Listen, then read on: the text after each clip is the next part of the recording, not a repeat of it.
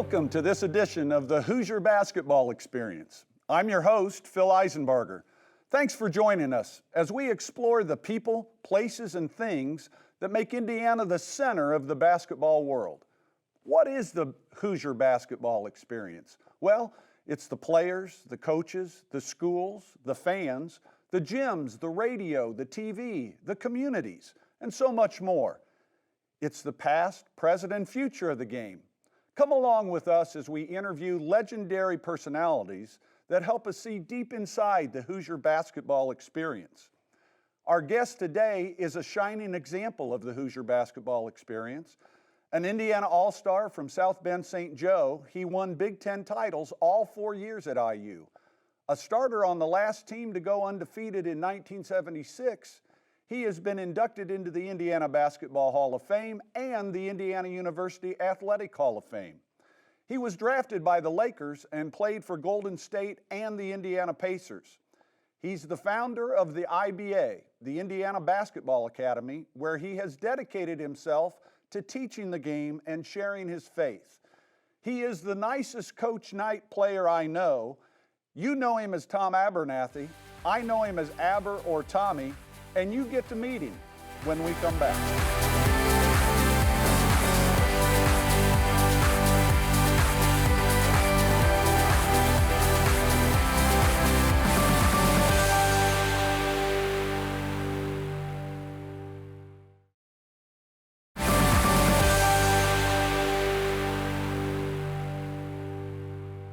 Aber, thanks for being here and welcome to the show. Glad to be here, Phil. Thanks for having me. Hey, I want to start out today with your experience with the Indiana Basketball Academy, which you started so long ago. I know it because I played there, I coached there, I've watched games there, we've had Coach Knight there. Tell the folks a little bit about how you got started with that and where it's gone from all those years ago to today. Do we have 30 minutes? Yeah. This could be the whole segment. So IBA, after playing in the NBA and playing overseas, had 7 years of professional basketball under my belt. I chose a career based on how I could make some money and really utilize the relationships that I had here in Indianapolis. Sure. And I got involved with commercial real estate and had a really great, fun career, enjoyable career, but as I had soon to find out, choosing a career based on financial rewards is really not the ideal way to go about things. And I learned that when I became a Christian through that process. And so God got my attention in that time frame. And through that transition, the attention that I got was getting to know Jesus and having a relationship with him. And that totally changed the direction career-wise for me. And I started looking at how God had wired me and the experiences that I had had, and the IBA came out of that. So it was a really sweet period of time. And then just tell us a little bit about how the leagues operate, how the teaching of young kids happen at your place. Well, we are out of the men's league, like you said you had played. So we learned rather quickly that wasn't our calling per se, and it just was hard to manage that segment.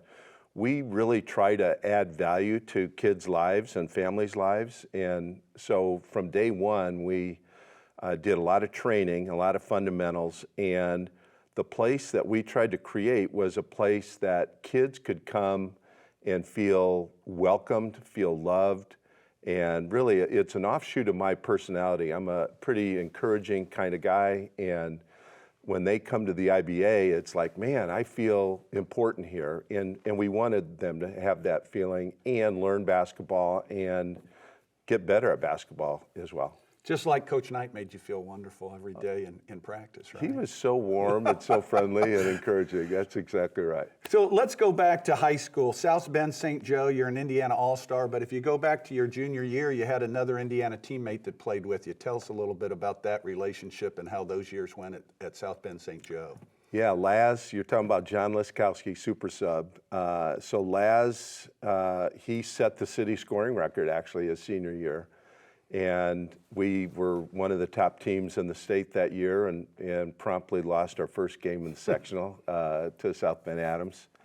But Laz and I, we both had our fathers pass away at a fairly young age, so we had a lot of similarities. Had a great coach, Bob Donovan, at South Bend St. Joe, and so Laz took the trip down to Bloomington, and I was the next year. I broke his city scoring record, and then I followed him down to IU. Best memory from your high school basketball days? The best memory for me, and it's not only my high school basketball days, but it's my entire basketball experience, if you can believe that, and that was winning the sectional. So having lost that year with Laz, and we on paper were the best team, we thought, to come back that next year and just to win the sectional. I grew up with all these kids in South Bend, and the guys I went to high school with, we had a bond, and winning that championship, cutting the nets down, that was my highlight. That's so great to hear, because we're talking about somebody who's had a career at the college level, the NBA level, and now your high school sectional championship is your best basketball memory. That's wonderful. Indiana AllStars. Talk a little bit about what it meant to be chosen to play for the Indiana AllStars. Well, it probably traces back to Laz. I mean, Laz had an unbelievable career in his senior year, and he didn't make the All-Star team. And so I wasn't expecting to make the All-Star team. And so when I was selected to join the team, it was quite an honor, and I really loved it. Developed some great friendships, and one of them, your friend from Muncie, Tim Kuzma. Yeah. And interestingly, Kuz was quite successful in business, and when I shared my vision of getting the IBA started, Tim was kind enough to fund the beginning of IBA, and so we were partners for a handful of years. And that relationship began as you were teammates on the Indiana All-Star. Never had met Kuz until then, and we've maintained a really good, close relationship even to this day. Talk a little bit about your favorite gyms that you played in high school. We played in the Wigwam in Anderson. That was pretty cool. The ACC, which is Notre Dame's basketball court, athletic and convocation center. It's where we won our sectional. That's why I think I remember it. We would have all of our holiday tournaments there. My gym at South Bend St. Joe was very memorable. How many did it hold? It may have held 1,500 or something, so it wasn't anything like what you guys experienced there in Muncie and Newcastle. But as you and Laz were playing in 71 and 72 in South Bend in a 1,500-person gym, was that gym packed every Friday night? It was packed. It really was. And we had a coach that was much like our college coach, Bob Donovan, and so he didn't let the hype and the moment get too big for us. We had to worry about who we were guarding and how we were going to win that game. And so the crowd didn't really affect us, get us nervous, but it did propel us for sure. And so Coach Donowald came down, was an assistant coach when I was playing. Did he come down the same year you started? The next year. So we had 3 consecutive years of South Bend St. Joe contributions to IU. Laz, me, and then Coach Donowald. And so you came down to Bloomington as a freshman, and then Bob came down as an assistant coach the next year. Exactly right. Okay. So, and interestingly, this is a real side note, but John Leskowski is putting together a mini reunion of South Bend St. Joe guys Saturday to honor Coach Donowald. And Coach Donowald's going to call in via Zoom, but we'll have a bunch of us there. And anyway, it's quite a tribute to a great coach. Talk a little bit about winning that sectional. And I know when we were in Muncie, if there was a sectional winner, there was a caravan from the gym back to your home gym, and people got to talk on the microphone. Do you remember that celebration? I remember it on the court. So we're, Okay. at Notre Dame right there, and, students were there and our team was there. That's the memory I have. I don't remember the caravan and the little get together back at South Bend St. Joe, but it was just such a satisfying feeling to know that you've pointed to this your whole life, basically, and accomplishing it was awesome. So Laz had committed to IU and was gone your senior year. And when did your recruitment at IU begin? Well, back in the day, probably like it is now, letters are sent and it's just inquiries and hey, and so you get these letters from all these various schools. And IU was probably in my junior year, I started getting the form letters. And so they stayed in touch sort of in a casual way through my senior year. And the recruiting process is different than it is now. And so I didn't start visiting colleges until after the season, my senior year. Yeah. And there Not were as an eighth grader. Not as an eighth grader. I wasn't on anybody's radar screen at that point.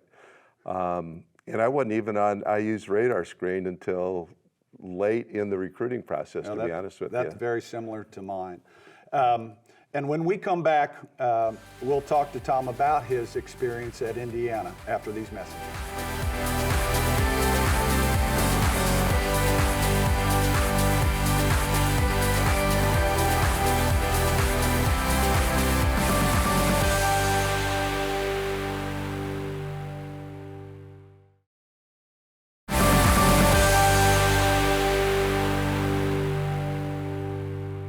And we're back with Tom Abernathy. We're going to move on and talk about his time with the Indiana Hoosiers.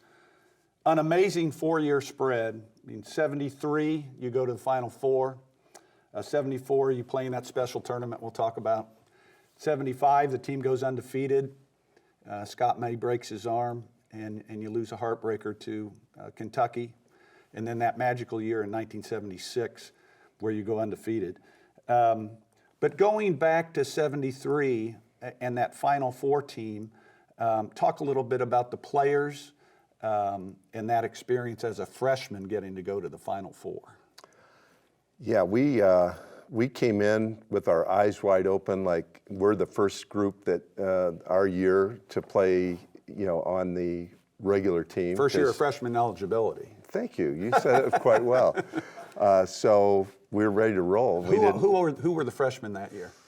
Well, we had Quinn, Jimmy Cruz, and myself, and a handful of other guys who didn't end up playing, long term. But we had a huge class, which included Bobby Wilkerson and Scott May. But those that first year, they were not eligible to play. They didn't play their freshman year. So we had a handful of us, but it was led by Steve Downing and John Ritter. So those guys were really our leaders, the guys we looked up to. But Quinn and Jimmy Cruz were the guards, and then Greeno. I mean, Steve Green was a huge part of that group, and then Laz.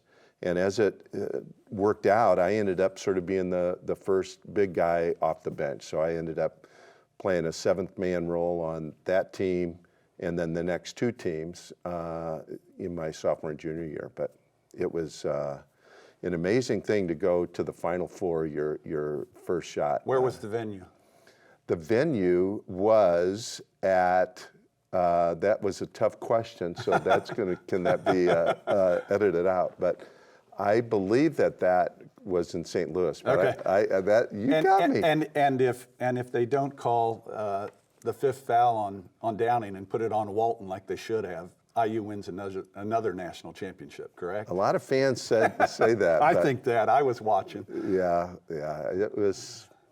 It's how it goes. You got to keep rolling. So people forget when you were playing and when I was playing, only 32 teams made the tournament. And then that next year in 74, I think only one team from the Big Ten could participate in the NCAA. So Indiana got the short end of that stick, and you all went to a different tournament. Tell the fans a little bit about that. Yeah, so we tied with Michigan, and so we had a play-in game, so to speak, and we went over to Illinois, and Michigan beat us by about 5. So we got second place. The second place tournament, and for that 1 year, and I think the only year, they had the CCA tournament, and the great concept, and that would take the runner-up teams from all these big conferences, and really a lot of conferences, and play a tournament. So Coach Knight brought us in. This is my Coach Knight story. He brought us into a dorm in a cafeteria and said, well, guys, we're going to the CCA tournament, but do you guys really want to play in this? Right. Because we were all fairly disappointed, and he was quite a bit. And sure. So he gave us a vote, so we all voted, and we looked around and said, it just doesn't sound like the greatest thing. So we voted not to go. Yes. And I think he was on board with that too. And, a half hour later, he said, Turned it okay, around. get ready. We're going to practice. We're going to the CCA tournament. So our vote really didn't actually count. Yeah, I remember Coach saying it's not a democracy. Yeah, right? exactly right. So that was the one big taste of that. He used to come into a Friday night practice and ask us what time we wanted to go on Saturday, right? And then he'd say, you guys talk about it. And then he'd say, now if it was me, Yeah. I'd probably practice about 9 in the morning and be done by 11. So that's how the vote went. He's pretty influential with his suggestions, isn't he? So you move into that next year in '75, and of course, regular season, you went undefeated, and Scotty breaks his arm just before the tournament game with Kentucky. But go back to the beginning of the year, and what were the expectations going into that year? Did you have any idea that you might be undefeated at the end of the regular season? I'm not sure undefeated was necessarily our focus. We finally, after about 2 years, us freshmen, and then Greeno, he had 1 year, but we started to understand what Coach wanted. And it really took It takes a while, doesn't it? It takes a while to get everybody on the same page understanding. And so that year, my junior year, we clicked, and we were playing really good team basketball. Sure. And as you know, defense was a huge component to what Coach Knight was trying to teach. So interestingly, as a seventh man, my minutes were probably equal or less than the 12th or 13th guy on our team, because we would be blowing teams out so much. I'd be in there doing a little bit. Before I knew it, we're up 30 points, and I'm on the bench. Next five are in. Yeah, it's like I got maybe 4 minutes. Right, right. But Been there, done that. and what was cool is I could have cared less if I played 1 minute or I played the whole game. And I think that's the beauty of what Coach Knight instilled in all of us. We're in this thing together, and you do your role and you help however you can. And that's how we're going to be successful. So that's a huge takeaway for me. So the story goes that after that year, going into the 75-76 year, that Coach brought the team in and said, the goal is not to win the Big Ten. The goal is not to win the NCAA. The goal is to win every game we play this year. Do you remember that meeting that he talks about so often? I don't. Okay. I honestly don't. Yeah. I know what I remember, his coaching style is what's important is today, and what you're doing today is going to impact then what's going to happen in the future. And so he had a really good way of getting us to focus on the here and now, and he really tried to take the media. Unfortunately, there wasn't social media and all that Sure. that we had to fight, but he really had us not blocking out all of that stuff. And so having gone undefeated our junior year until the final game, and then starting again, we're about halfway through the season, and I would have said we're probably a 500 team by the way Coach was making us work our tails off. Yeah. So anyway, it was, I don't remember him saying we got to win every game, but we knew we wanted to win every game. Sure. Do you remember him being more upset in games where you maybe you won, but you didn't play well, as opposed to other times. Well, that's exactly my point on feeling like it was a 500 team. I mean, we had won every game, but it sure didn't feel like it because we worked so hard in practice. But he was very focused and demanding, and attention to detail was incredible, and that's what made us who we were. And that's a great segue into talk a little bit about how lessons learned during your time in Bloomington, that you've been able to utilize those with the IBA, with raising your kids, with everything you've done since you've graduated. Well, just to jump on attention to detail, I mean, that is something I really took away from Coach, just knowing every little thing that is necessary to become successful. The preparation, you know, and that goes hand in hand. Preparing is so important. And being a good teammate and getting along with people. I mean, you're not 5 individual guys when you're on an IU team. You're in with the team. So those are all very great principles that Coach taught me. All right, let's set the stage before our last segment, and we'll fortunate we get to talk with you again in our next show. But you're undefeated in 1976. You've made it to the championship game. I just want you to talk 1 second about Bobby Wilkerson going down and what was going through your mind when that happened. This is in the championship game of the NCAA against Michigan. Yeah, 4 minutes into the game, Wayman Britt steals the ball, goes coast to coast for a breakaway layup. Bobby runs from nowhere to block it, but Wayman's elbow hits him in the head, knocks him to the ground, unconscious, stretcher into the locker room. Wow. So we were not, that wasn't the way we expected the final game to start. Well, when we come back, we'll talk about that game and so much more after these messages.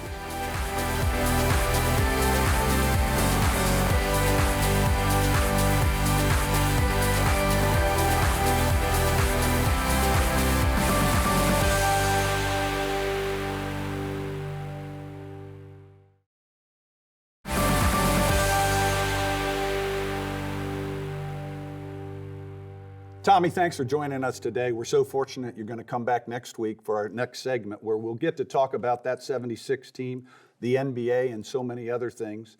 Thank you all for joining us on the Hoosier Basketball Experience.